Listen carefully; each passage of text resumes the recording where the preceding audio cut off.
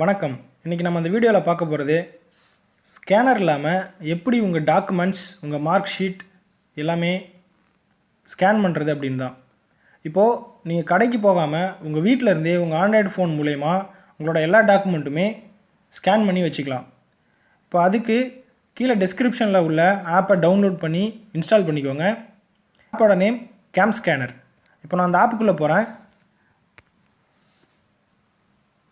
இந்த ஆப்புக்குள்ளே போனோடனே நீங்கள் என்னென்ன டாக்குமெண்ட்லாம் ஆல்ரெடி நீங்கள் ஸ்கேன் பண்ணியிருக்கீங்கிறத இது லிஸ்ட் அவுட் பண்ணி காமிக்கும். இப்போது நான் புதுசாக ஒரு டாக்குமெண்ட்டை ஸ்கேன் பண்ண போகிறேன். கீழே ரைட் சைட் கார்னரில் இருக்க கேமரா ஐக்கான் மேலே டேப் பண்ணுங்கள். டேப் பண்ணினீங்க அப்படின்னா உங்களோட கேமரா வந்து ஓப்பன் ஆகும். ஸோ இதில் உங்களுக்கு என்னென்ன மாதிரியான டாக்குமெண்ட்லாம் ஸ்கேன் பண்ணலாம் அப்படின்னு காமிக்கும்.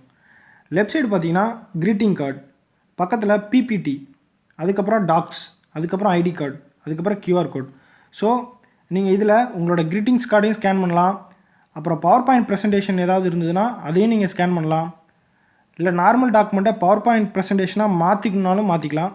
அப்புறம் நார்மலாக உங்களோட டாக்குமெண்ட்டாக நீங்கள் ஸ்கேன் பண்ணி வைக்கணுனாலும் ஸ்கேன் பண்ணலாம்.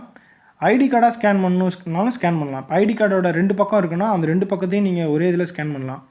இப்போது ஃபோட்டோ எடுத்து வைக்கிறதுக்கும் ஸ்கேன் பண்ணுறதுக்கு என்ன டிஃப்ரென்ஸ்னால், ஃபோட்டோ எடுத்து வச்சிங்க அப்படின்னு சொன்னால் உங்களுக்கு மினிமம் 3 to மேக்ஸிமம் 10 MB வரைக்குமே ஸ்பேஸ் எடுக்கும்.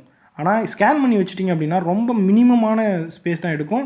அது மட்டும் இல்லாமல் நீங்கள் ஸ்கேன் பண்ணுற டாக்குமெண்ட் வந்து கிரே ஸ்கேலில் சேவ் ஆகும். நீங்கள் ஃபோட்டோ எடுத்திங்கன்னா RGBயில் சேவ் ஆகும். ஸோ கிரே ஸ்கேலுங்கிறது ரொம்ப மினிமம் சைஸ் உள்ள ஒரு டாக்குமெண்ட். ஸோ இதில் கியூஆர் கோட் ஸ்கேனர் இருக்குது. வேணும்னா நீங்கள் கியூஆர் கோடும் ஸ்கேன் பண்ணிக்கலாம். ஸோ இப்போ நான் வந்து உங்களுக்கு டாக்குமெண்ட்டை எப்படி ஸ்கேன் பண்ணுறதுன்னு காமிக்கிறேன். இப்போ இந்த டாக்குமெண்ட்லேயும் சிங்கிள் டாக்குமெண்ட்டும் இருக்குது, மல்டிபிள் டாக்குமெண்ட் இருக்குது. மல்டிபிள் டாக்குமெண்ட் அப்படின்னு சொன்னால் இப்போது பேஜ் 1, பேஜ் 2 இந்த மாதிரி நீங்கள் ஸ்கேன் பண்ணி வச்சுக்கலாம். இப்போ இதில் நான் உங்களுக்கு வந்து மல்டிபிள் டாக்குமெண்ட் எப்படி ஸ்கேன் பண்ணுறதுன்னு காமிக்கிறேன்.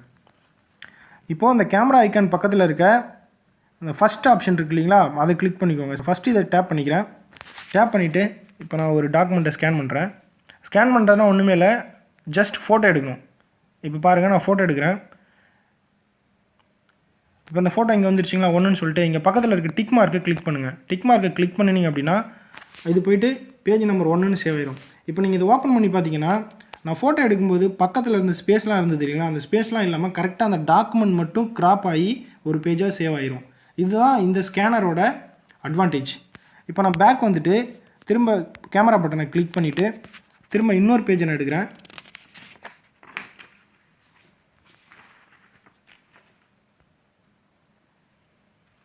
இன்னொரு பேஜ் எடுத்தோடனே டிக் பண்ணினீங்க அப்படின்னா பேஜ் நம்பர் 2ல் ஆட் ஆயிரும்.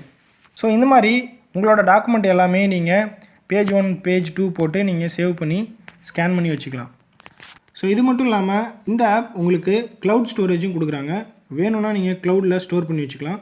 500 MB வரைக்கும் உங்களுக்கு க்ளவுட் ஸ்பேஸ் கொடுக்குறாங்க. இது மட்டும் இல்லாமல் நீங்கள் ஆல்ரெடி எடுத்து வச்சுருக்க ஃபோட்டோ கூட நீங்கள் ஸ்கேன் பண்ணி அட்டாச் பண்ணிக்கலாம். அது எப்படிங்கிறத நான் இப்போ சொல்கிறேன். ரைட் சைடில் டாட்டாக இருக்கும், அதை டேப் பண்ணுங்கள்.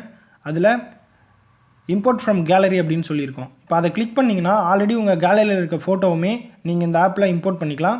அது மட்டும் இல்லாமல் மேலே க்ரியேட் நியூ ஃபோல்டர்னு இருக்கும்.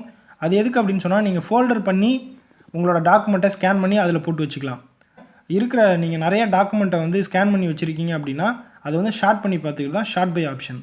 ஸோ இதெல்லாமே இந்த ஆப்போட ஃப்ரீ வெர்ஷனில் நீங்கள் பண்ணலாம். ஸோ இந்த வீடியோ பிடிச்சிருந்ததுன்னா லைக் பண்ணுங்கள், ஷேர் பண்ணுங்கள், சேனலை சப்ஸ்கிரைப் பண்ணுங்கள். சப்ஸ்கிரைப் பட்டனுக்கு பக்கத்தில் இருக்க பெல் ஐக்கானை கிளிக் பண்ணுங்கள். அப்போ தான் மேலும் இந்த மாதிரியான வீடியோலாம் உங்களுக்கு நோட்டிஃபிகேஷனாக வரும். நன்றி.